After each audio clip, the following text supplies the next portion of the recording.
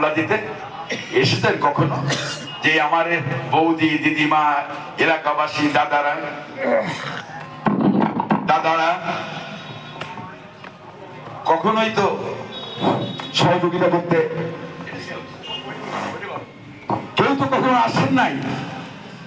আজকে ভোট আসছে, তাই 12 তারিখের পরে আপনাদেরকে লক্ষ জ্বালাও খুঁজে পাওয়া যাবে না।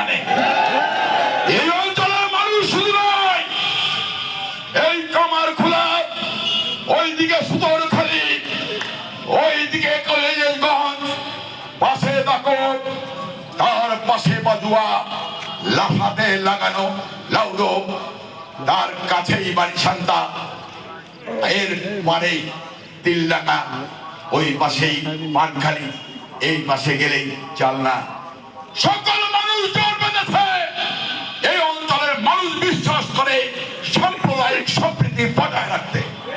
এই অঞ্চলের মানুষ বিশ্বাস করে হিন্দুরা হিন্দু ধর্ম পালন করবে, খ্রিস্টানরা খ্রিস্টান ধর্ম পালন করবে, মুসলমানরা মুসলমানদের ধর্ম পালন করবে।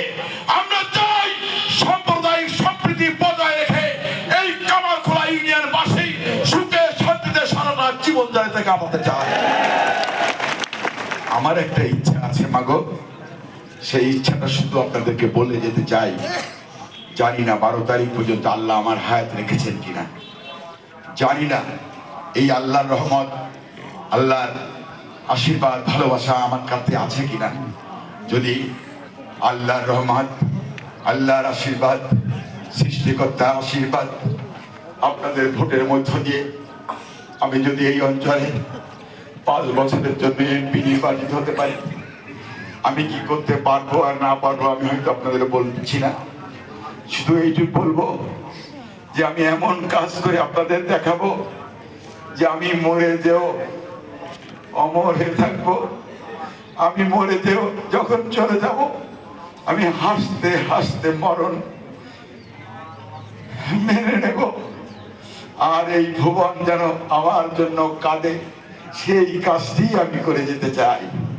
আমার নিজের জন্য আমি কিছুই করব না, যত কিছু করার এই আপনাদের জন্য করব। আপনারা আমাকে অনেক ভোট দিয়েছেন, আমি নির্বাচিত হতে পারিনি। এরপর আপনাদের কাছে আমার বিনয়ের সাথে অনুরোধ, এই মাটির সন্তান হিসাবে, আমি এই এলাকার সন্তান হিসাবে, আপনাদের ভাই হিসাবে, আপনাদের বন্ধু হিসাবে, আপনাদের ছোট ভাই হিসাবে এই মাটিতে আমি জন্মগ্রহণ করেছি। আপনাদের ভোট আমার একটা হক, আমার একটা দাবি যে আমি এই মাটির সন্তান। আমি বারবার নির্বাচনে হেরে যেও আমি আপনাদের পাশ থেকে সরে যাই নাই। আমি যদি মনে করতাম আমি খুলনা থেকে এমপি নির্বাচন করলে আমি জিততে পারবো, তাহলে এইখানে সময় ব্যয় না করে আমি খুলনায় সময় দিতাম।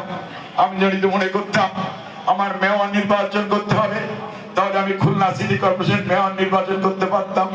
কিন্তু আমি আল্লাহর পরে বিশ্বাস রেখেছি, সৃষ্টিকর্তার কাছে বিশ্বাস রেখেছি। হে আল্লাহ, তুমি বলেছো ধৈর্যশীলকে আমি তুমি পছন্দ করো। তাই আমি আমার কর্ম দিয়ে, আমার কথা দিয়ে, আমার ভালোবাসা দিয়ে, আমার আচার আচরণ দিয়ে, আমার কথাবার্তার মধ্য দিয়ে, এলাকার উন্নয়ন দিয়ে, এলাকার মানুষের সাথে মিশে, এলাকার মানুষের ধর্মীয় উৎসবের সাথে ছেড়ে লেগে পড়ে থেকে এই মানুষের মন জয় করে ইনশাআল্লাহ এই মানুষই একদিন আমাকে ভোট দিয়ে এমপি নির্বাচিত করবে। এইটাই আমার আশা ছিল। সেই আশা ব্যক্ত করে আগামী 12 তারিখে আপনাদের